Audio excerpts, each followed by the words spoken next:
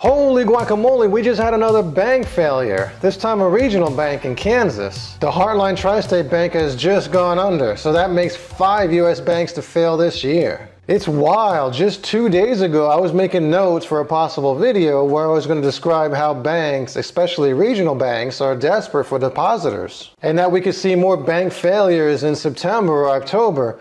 And hey, what do you know? The next day I found out that another bank failed for the same reasons. And we're in July nonetheless. I had talked about this in a previous video where I gave 3 scenarios. The first scenario was like a Goldilocks scenario where everything was going to be okay and we were going to have an everlasting bull market and just ride off into the sunset. Wishful thinking, but a lot of people seem to believe it. Scenario 2 was where we have out of control deflation and perhaps a recession at the end of the year or early 2024. Scenario 3 was where we have out of control deflation again and bank failures, a depression level severity. I had said that we'd probably end up somewhere in between scenario 1 and 2 in that, yeah, it's not going to be that good, but it's not going to be that bad either. So let's just hope that this new failure is just an exception. I mean, we all should hope, but at the same time, we need to be prepared. So some specifics about this bank failure. To protect depositors, the FDIC entered into a purchase and assumption agreement with Dream First Bank of Syracuse, Kansas, to assume all of the deposits. The failing bank has 4 branches, and those 4 branches will reopen as branches of First Dream Bank. As of March 31st, 2023, Heartland Tri-State Bank had approximately $139 million in total assets and $130 million in total deposits. In addition to assuming all of the deposits, Dream First Bank National Association agreed to purchase essentially all of the failed bank's assets. So as you can see, this is not a very large bank. It's a small regional bank, but regardless of the size, this is a wake-up call. Going back to scenario number 3 that I just described, it all ties into what's happening with the money supply. Something is going on that we haven't seen since the Great Depression. Now, according to what the Fed's definition of what the money supply is, right? All of the cash that people have on hand plus the money deposited into checking accounts, savings accounts, and other short-term saving vehicles such as CDs. Retirement account balances and time deposits above $100,000 are omitted. So we can basically describe it as all the money that we see in the system. But why do we care about this? Well, if we look at what these banks need in general, especially these small and mid-sized banks, it's a very important thing. And yes, perhaps they need to originate new loans, but there's one very critical thing above all else, which is that they need deposits. So they need cash in the system. Now, when you think about a debt-based economy and a debt-based financial system, what you need is a constant expansion of money. And if we look at this graph here, we can see that the money supply is contracting considerably, something that hasn't happened since the last Great Depression.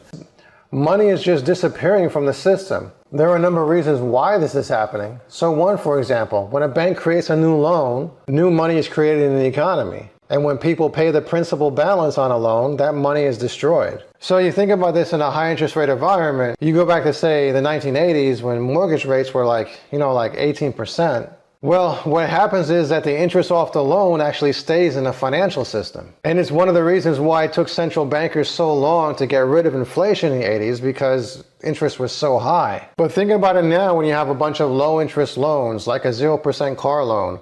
Like for example, I have an excavator with a 0% loan. But every payment, the money gets destroyed. And that's the problem right now, because we shouldn't see this happening. And this is why we know we're setting the stage for more bank failures. So if we're going to see some sort of increase in the money supply, what we want to do is see some increase in lending. And due to tightening lending standards, we're going to see fewer and fewer commercial industrial loans originate, which is something we desperately need right now. Let's take a look against the money supply here. We got commercial industrial loans. So you see that generally in periods of declining commercial industrial loans, you tend to see, in most cases, with a lag, a falling money supply. And you see that this typically happens right around recessions. And this is rather important to understand because it goes to show us that the commercial banks need to be originating loans right now. And when we look at the financial conditions that remain tight, what that says is that we're not going to be originating a whole bunch of new loans and we're not going to be creating enough new money. So this has led to the system's new victim, the Heartland Tri-State Bank of Kansas. And it does sound like many more are going to fail.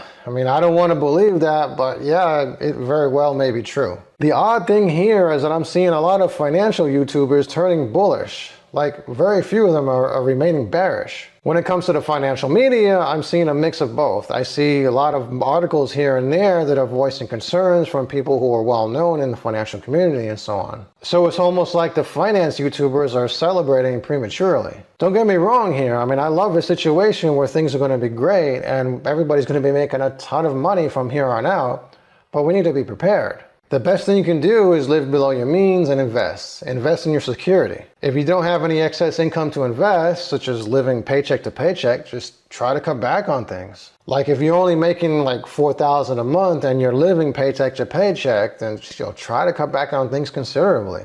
Examine every single bill and ask yourself, do you really need it? And if you do, try to see if there's a way to cut things out of it to actually lower the bill, or seek out a new provider where you might save money. Maybe you can get up to like $500 extra per month from your cutting back, and then you can use that to, let's say, pay down a credit card. If you think, hey man, that's not enough to make a difference, well, it's something. But most importantly, you put yourself into a growth mindset.